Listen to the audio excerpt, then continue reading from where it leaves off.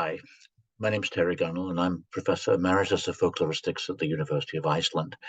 But one of my main focuses has been on the old Nordic religions, and especially on the performative aspects of these religions. My background was originally in drama and theatre arts, which I studied in Birmingham in England, and it was this that led to my concentrating on the performance of the Old Norse Eddic poems for my PhD,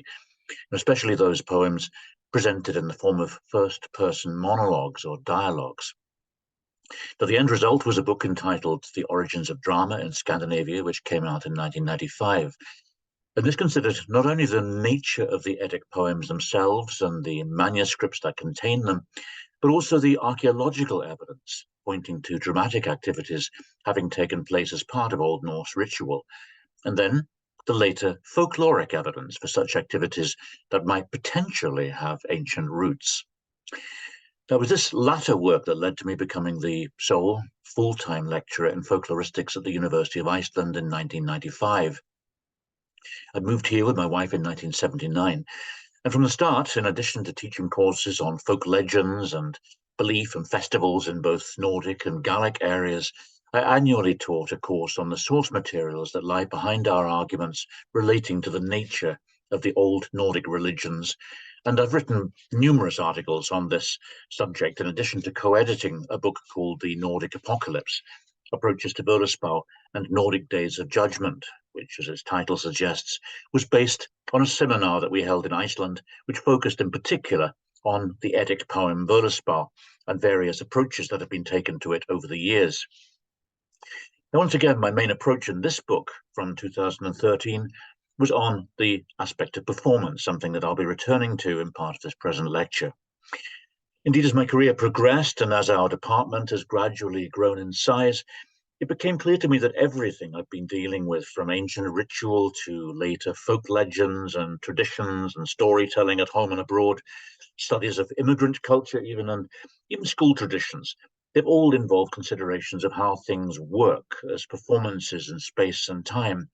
involving not only presenters, but also receivers and environments and contexts. And this led to me developing a course that introduced performance studies as a methodology for examining everything that we do, from going to communal religious ceremonies to visiting rock concerts or sports events, telling jokes,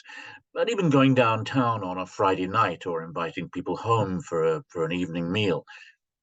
But this leads us back to this present lecture, in which, as I say, I'm going to be returning to Völuspá, or the Prophecy of the Seeress, an old Nordic work recorded in Iceland in around about 1270,